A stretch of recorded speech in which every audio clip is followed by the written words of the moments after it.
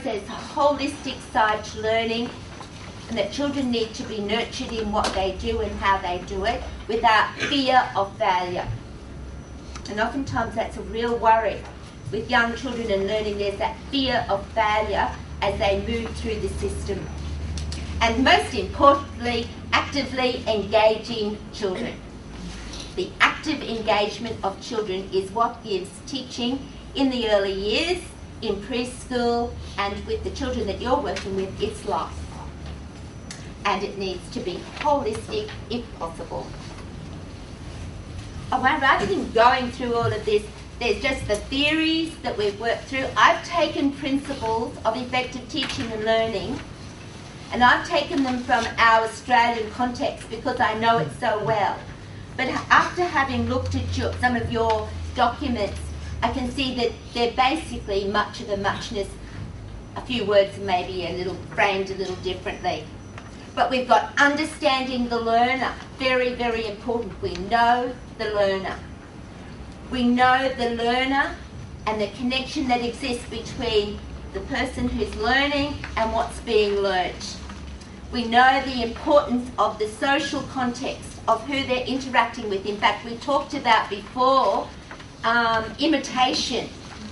Some teachers were, when I said, how do children learn? You said through imitation, observing. So to do that, you have to imitate something or someone and observe someone. So those social contexts are very important. Of course, the partnerships, who you're working with the children and with others, parents included, actively working, being supportive, multi-sensory approaches, using the senses, and the senses are so important. And the more I've researched pedagogy and context for learning and brain research, the more I'm convinced that we don't use the senses enough. And that's how they learn best, through sight, through touch, through the feel, through it, so taste, which we've got to be careful of somewhat, but even with hearing. So we're actually getting them to go into those different areas of the senses. And of course we need to create a different context for learning. And I'll just leave that there for the moment. This part in green here, sometimes when we're doing learning, we might plan something, but we have to connect the what we're learning to the why we're learning it, and the who of the learners. So it has to be a two-way thing. And I found, particularly this year, what I thought might go down really well with the children, and I planned for, they just sometimes weren't that interested.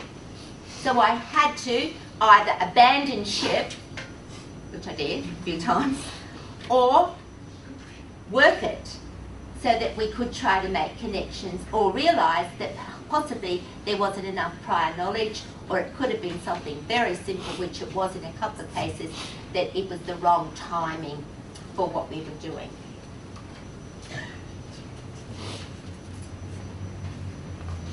Now today, or tonight, I'm going to talk about the way children construct knowledge through different contexts.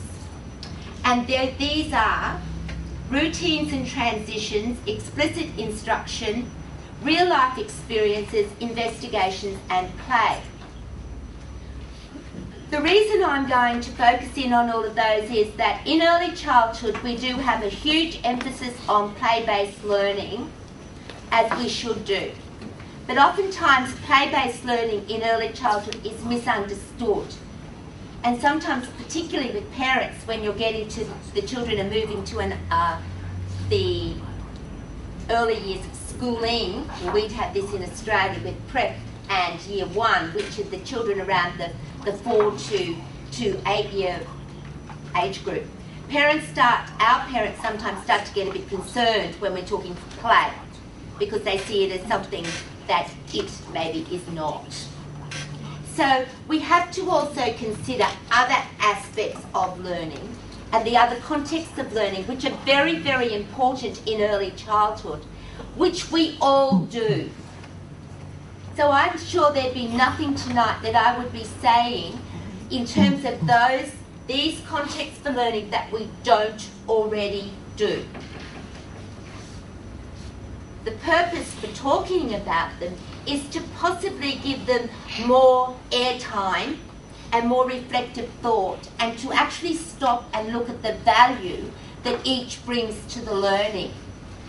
And that not so much as a separate entity on their own, but how combined they connect together to bring that holistic, connected approach to teaching and learning for our young children. Any approach to teaching and learning that we use, and I'm sure I'll hear no argument about this, it has to be appropriate. It has to be appropriate to the age group or to the group of children, and it has to be culturally appropriate as well. There has to be a balance between the child and the teacher initiatives. If it's all teacher, the child isn't able to think. If it's all child, sometimes there may be gaps that aren't going to be covered in what's needed in terms of their learning. We have to have the balance between the different approaches we use with the context. We have to shift between them. We have to organise, and we have to build on and from the prior learning.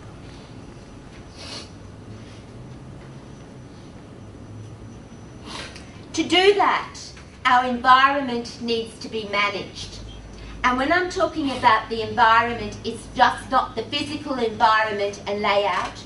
It's the social environment, the way children interact with each other, the way the teachers interact, the way support teachers interact with you, with the children, the way parents interact.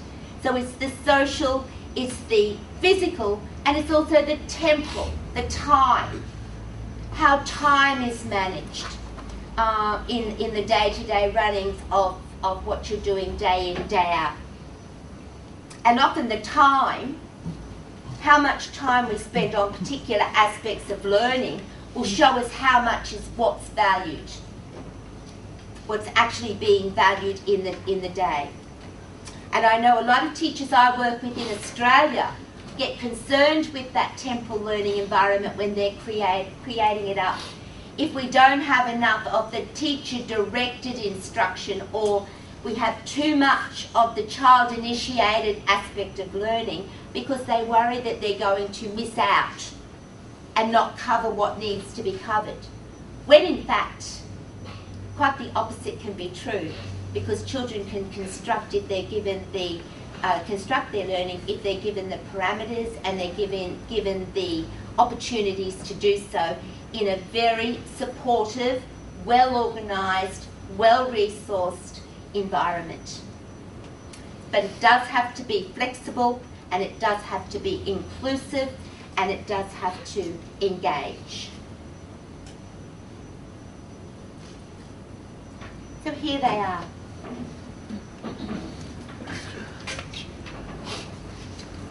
Now, for just a minute, to give you a little break for my voice, we might put the lights on for a second. Even if you've got your friends or your people next to you, it's not set up for talking around, but if you just wanted to talk with each other and pick out any one of these to just discuss how you do incorporate that in your practice, and then we'll come in to put something into your context, because it's much better to frame it around what you actually do, and then we can build on from there. So just a few minutes to actually consider transitions and routines, how you might manage that yourself, your explicit teaching opportunities, your real life experiences, any one of them. So just to give you a break from my voice for a couple of minutes. What age did you work with?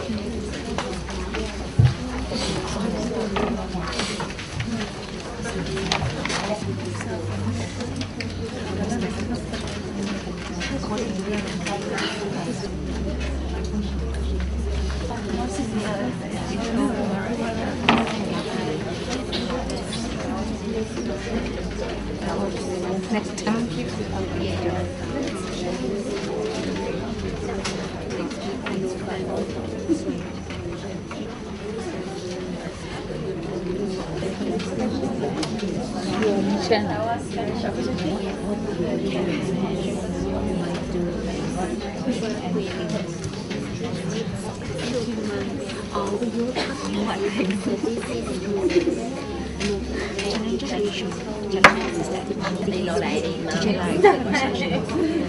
No, they play.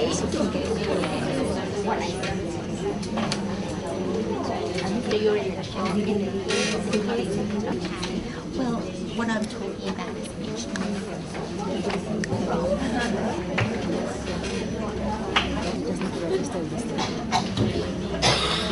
Another lecturer.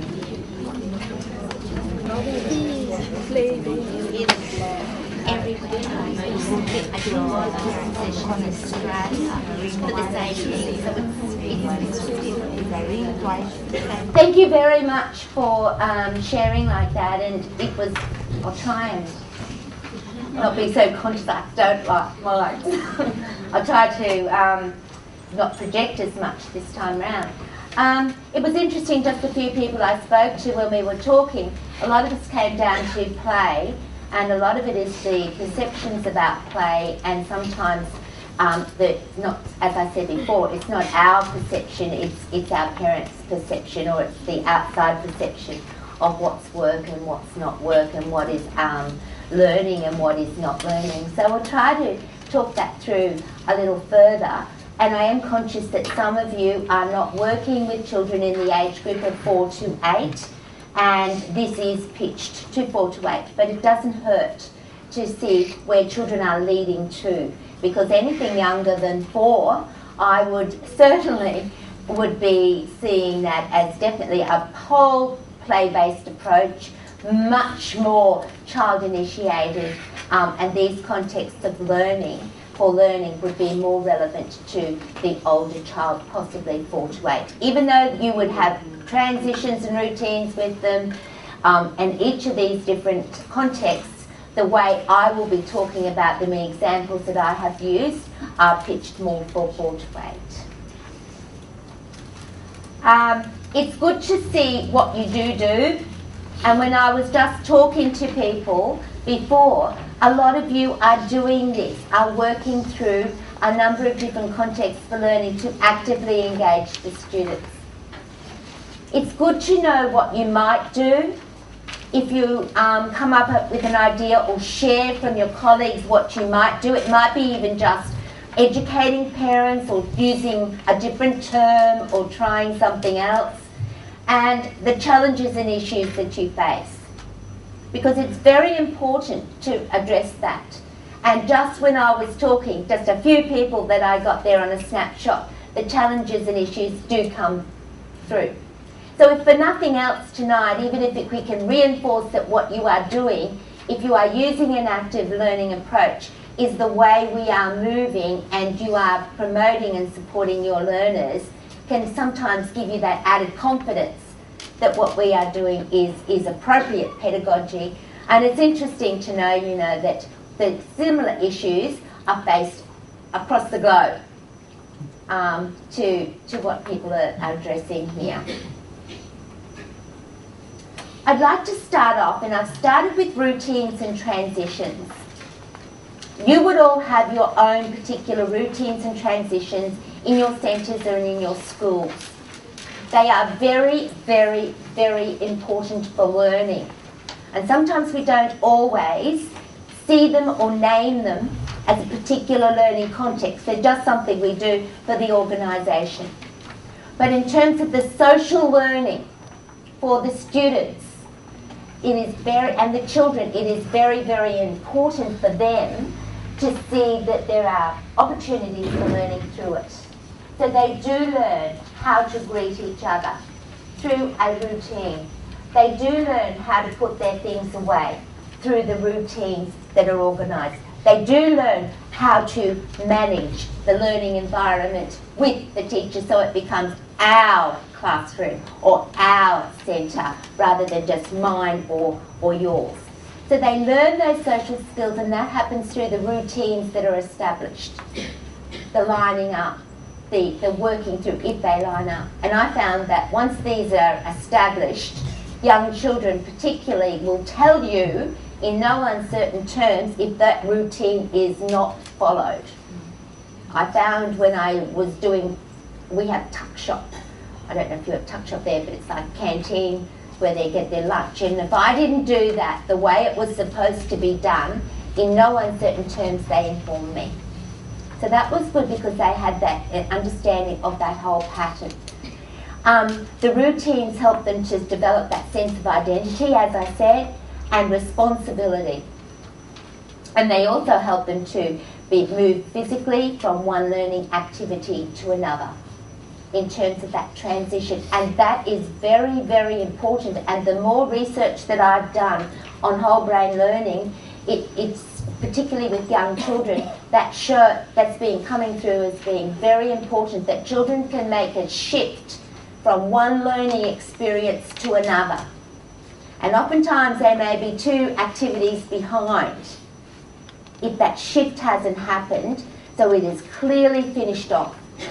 So from one activity it is stopped to the next activity where it started, and that's where the transition is needed, to just give that time. And the ladies here were saying sometimes at the end of the day they use a reflective activity. Tell us what you learnt. That can be an excellent transition from one activity to the next. Tell me what you learnt. Or think about what you learnt. Or take a deep breath and just think in your mind what you just learnt. But focusing back on that learning to stop from between one point and the next point. We need it between one activity and the next. So too to our children, and they also help children in that reflective thinking, which is so important. The focused learning and explicit teaching. Now, in early childhood, in Australia particularly, this had a little bit of a bad name if we weren't supposed to be doing directed teaching. But we do directed teaching. Parents do direct teaching when they're teaching children how to do particular activities and to develop certain life skills like tying a shoelace. It's direct, explicit instruction. Step by step by step. What they don't touch. It's not, oh well, we're going to investigate what not to do with a plug when you're putting your fingers near it. We don't do that. It's do not touch. Very focused, explicit instruction for a particular learning. So direct instruction and explicit teaching is very, very important for early childhood pedagogy. So it is a very valuable context for learning. The modelling. We said about imitating. So the teacher modelling not only appropriate skills for literacy, numeracy, but thinking